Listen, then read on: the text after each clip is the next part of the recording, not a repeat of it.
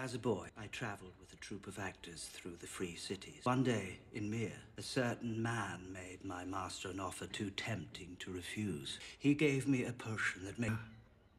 But the sorcerer called, and a voice answered. And ever since that day, I have hated magic and all those who practice it.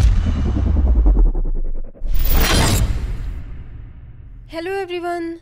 Remember how I explained Lord Varys' history in my which supporting character will sit on the Iron Throne video? I said that it doesn't make any sense that Varys would care so much about Westeros. In this video, we'll talk about Varys' vision in the fire and how it could have motivated his actions. I've always wondered why Varys took so much interest in who will rule the Seven Kingdoms, because as I explained Varys' history in that video, Varys is not from Westeros. In fact, he hadn't even set foot in Westeros until Aerys appointed him as his spy master, aka Master of Whisperers. This has been bothering me for a long time, but what if the answer to this mystery lies in what happened to Varys in his childhood? Maybe what he saw or heard in that fire set him on this course? In the books, when Varys was telling Tyrion about the sorcerer, he said he still dreams of it every night. I'll read a few lines from the books. One day at Myr, a certain man came to our folly. After the performance, he made an offer for me that my master found too tempting to refuse. I was in terror. I feared the man meant to use me as I had heard men use small boys.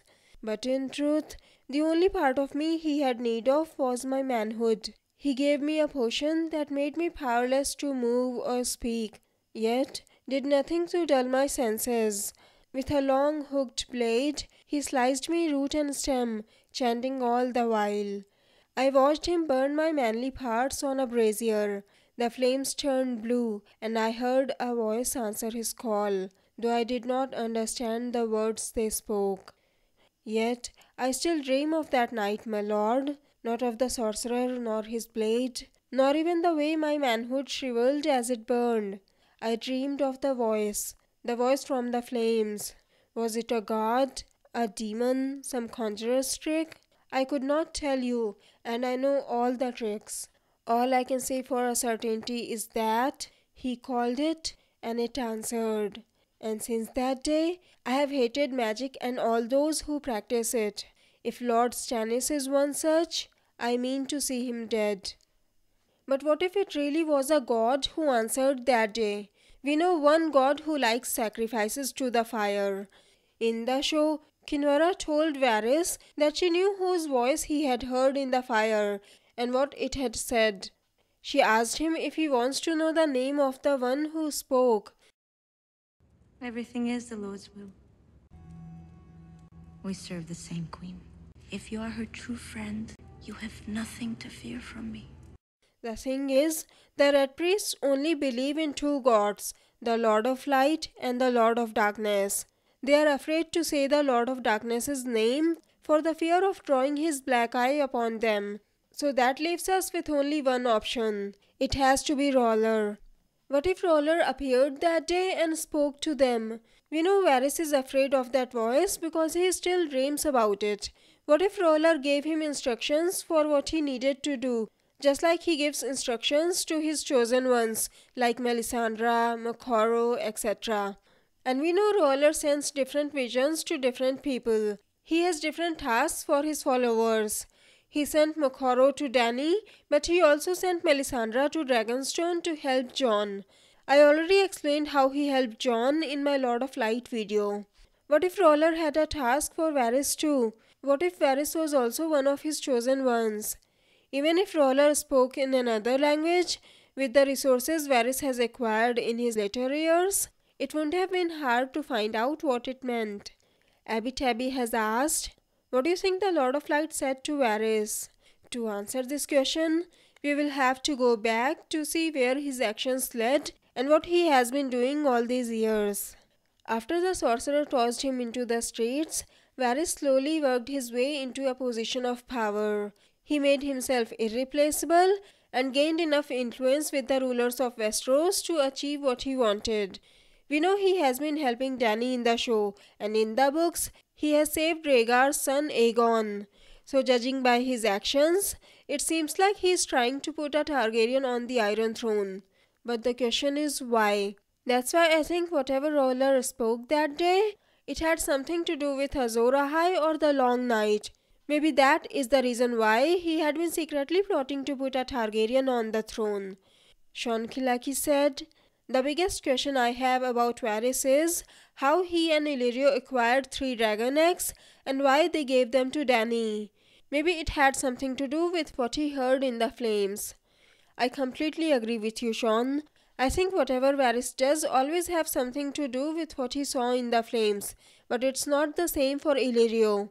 In the books, Illyrio told Tyrion that he is trying to put Dany on the throne because Viserys had promised to make him Master of Coin and to give him any castle of his choice, even Casterly Rock. Now he is helping Dany in the hopes that she will do the same for him. It's still possible that he was lying to Tyrion, but we can't know that for sure. As for how he got the dragon eggs, according to Illyrio, they are from the Shadowlands beyond Ashai. Dragon's eggs, Daenerys, from the Shadowlands beyond Ashai. The ages have turned them to stone, but they will always be beautiful. Thank you, Magister. Dragon eggs may be rare, but it is said that they can be found in Dragonstone. Around the time of the Dance of Dragons, there were dragon hatcheries on Dragonstone under the Dragonmont volcano.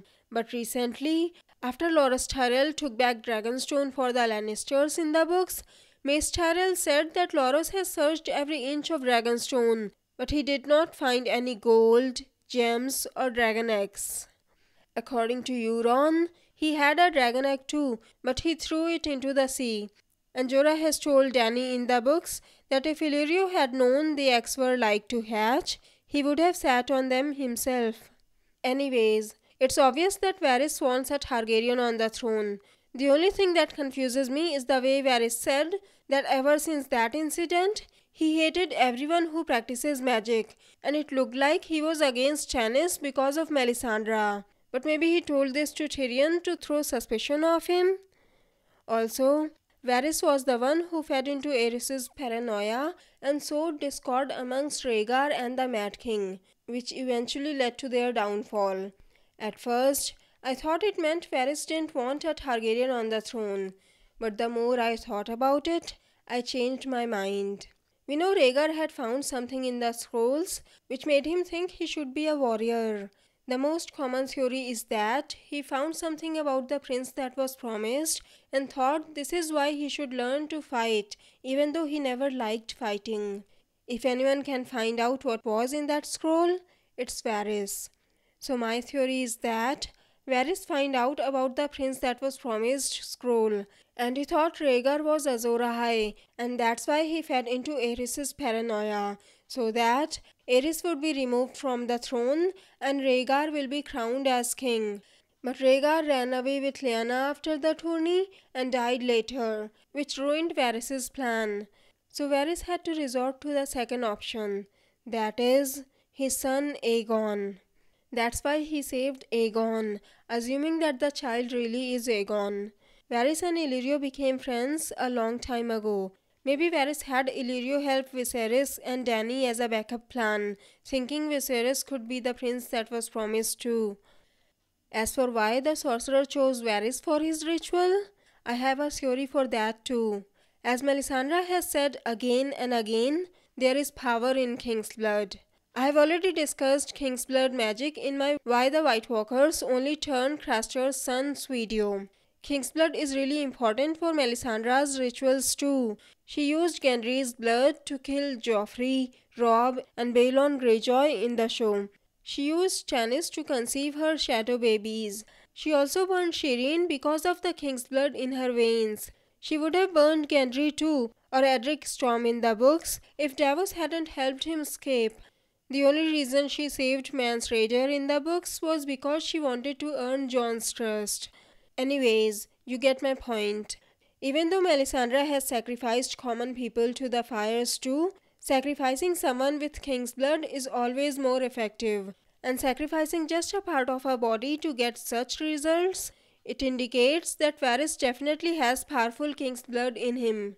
I've also heard theories that Varys is secretly a Blackfyre, but we don't know much about his lineage to know for sure. What I am sure of is that Varys has king's blood in him. What do you think? Anyways, it's time for the comment shoutout now. Today's comment shoutout goes to DragonGirl15, who said, "If she picks option 2, I'm worried for Arya. If it's true and she kills all the Frey bannermen, then it makes her very lethal and dangerous." Walder Frey had Tywin and Roose backing him up to orchestrate the Red Wedding. Arya would have killed Frey and his men all on her own.